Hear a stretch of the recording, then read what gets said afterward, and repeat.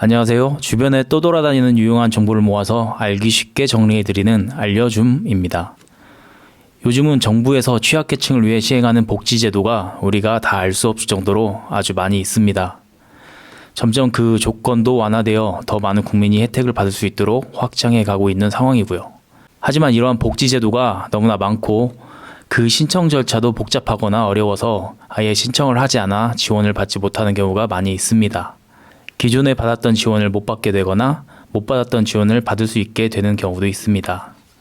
오늘은 홀로 사시는 어르신과 보호가 필요한 장애인을 대상으로 위급한 상황 시 신속한 구조가 가능한 응급안전안심 서비스에 대해 누구나 이해할 수 있도록 간략하게 알기 쉬운 정리를 해보았습니다.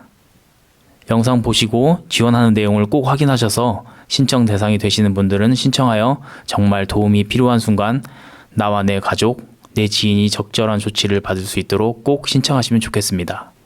누구나 삶에 긴박한 순간이 예고 없이 찾아올 수 있습니다.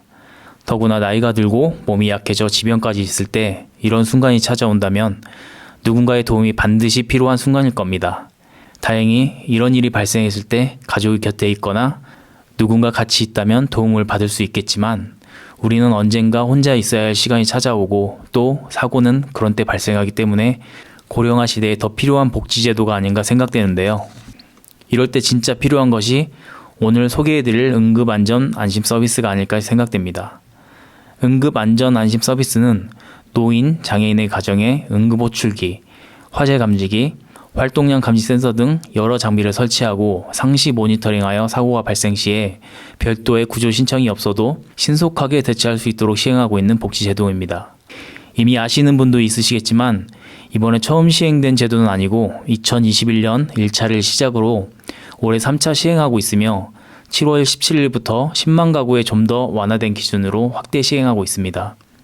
사업 대상자 기준도 기존에는 장애가 있으신 분과 노인의 경우 65세 이상의 홀로 지내는 노인에게만 서비스가 제공되었으나 이번 3차부터는 노인 부부 가구 중 건강상 어려움을 겪는 가구나 고령의 부모를 노인인 자녀가 돌보는 2인 가구 또는 손자녀와 노인이 함께 사는 가구 등에서 서비스 수요가 높은 것으로 조사되어 포함되었으니 필요하신 분들은 확인하시어 꼭 신청하시기 바랍니다. 응급안전안심 서비스는 2022년 말 기준 총 20여만 가구에 서비스를 제공하였고 작년 한 해 조치된 응급상황 및 신고는 총 16만 3,268건이었습니다.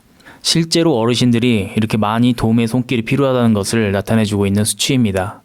구체적 신고 유형은 응급 버튼을 통한 신속 신고 1만 7,950건, 화재로 인한 자동 신고가 6,265건, 활동이 감지되지 않아 낙상, 고독사 등이 의심되어 응급관리요원이 안부를 확인한 경우가 13만 9,053건이었다고 합니다.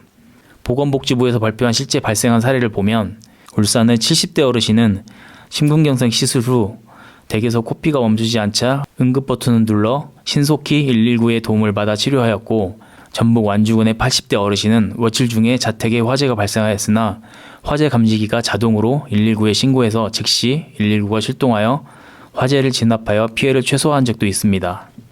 또한 전북 정읍시에서는 80대 어르신이 저혈당 쇼크로 쓰러져 활동이 감지되지 않자 응급관리요원이 보호자 확인 후 현관문을 개방하여 응급실로 이송해 생명을 구하기도 하였습니다. 이런 사례에서 보듯이 대부분 혼자 사시는 노인분들이나 거동이 불편하신 어르신들께서는 너무도 유용한 제도가 아닌가 합니다. 2023년 본격 시행 중인 3차 사업에서는 살려줘를 외치면 곧바로 119에 신고하는 음성인식 기능과 활동이 감지되지 않는 대상자에게 안부 전화를 하는 인공지능 케어콜 서비스 등 발전된 기술을 추가로 도입하였다고 합니다.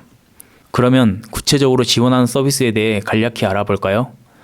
먼저 화장실 또는 침실에 응급 호출기를 설치하여 응급 상황 발생 시에 바로 119에 벨이 울려 응급 출동을 하게 됩니다. 실제로 많은 어르신들 중 화장실에 갔다가 미끄러져 넘어지는 낙상사고가 빈번하게 일어나고 있고 이런 낙상사고로 인해 지병이 더욱더 악화되는 일이 주위에서도 빈번하게 일어나고 있는 것을 보셨을 겁니다.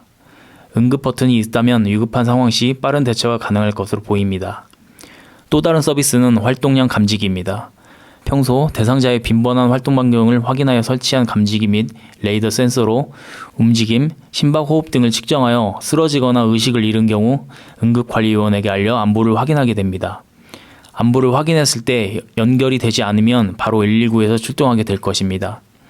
집안에 설치된 화재 감지기는 혹시나 불이 나게 되면 연기를 감지하여 자동으로 119에 신고하게 되고, 출입문 감지기는 문의 열림을 실시간으로 확인할 수 있습니다. 이 모든 것이 가정에 설치된 게이트웨이라는 장비에 의해 제어되어 모든 발생 가능한 상황을 실시간으로 체크하게 됩니다. 그렇다면 가장 중요한 신청 대상과 신청 절차에 대해서도 한번 알아보겠습니다.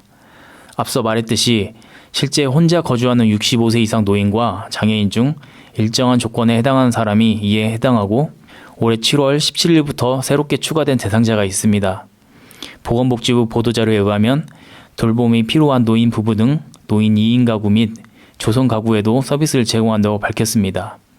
혼자 살지 않더라도 노부부가 건강상 어려움으로 서로를 케어할 수 없는 가구도 있을 것이고, 고령의 부모를 노인인 자녀가 돌보는 경우, 또는 노인 혼자는 아니나 손자녀와 같이 사는 조성 가구 등도 혜택을 받을 수 있게 하였습니다.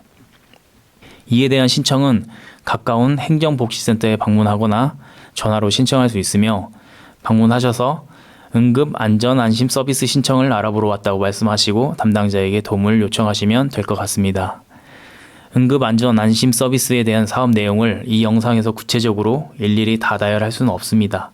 그러나 중요한 것은 이런 제도가 있고 내가 자격에 해당된다면 나를 위해 또는 홀로 계신 부모님을 위해 신청해 볼 수 있다는 게 아닐까 합니다. 전 세계적으로도 우리나라 수준의 복지 서비스를 하는 나라는 많지 않습니다. 나와 내 가족뿐만 아니라 주변에 취약한 환경에서 살고 계시고 도움이 필요한 분들이 있다면 이러한 서비스를 제공받고 있는지 한번 확인하고, 만약 안 받고 있다면 신청을 도와주는 것도 좋으리라 생각됩니다. 오늘 내용은 여기까지입니다. 유익하셨다면 구독, 좋아요 부탁드리고 다음에는 더 유익한 내용으로 찾아뵙겠습니다. 감사합니다.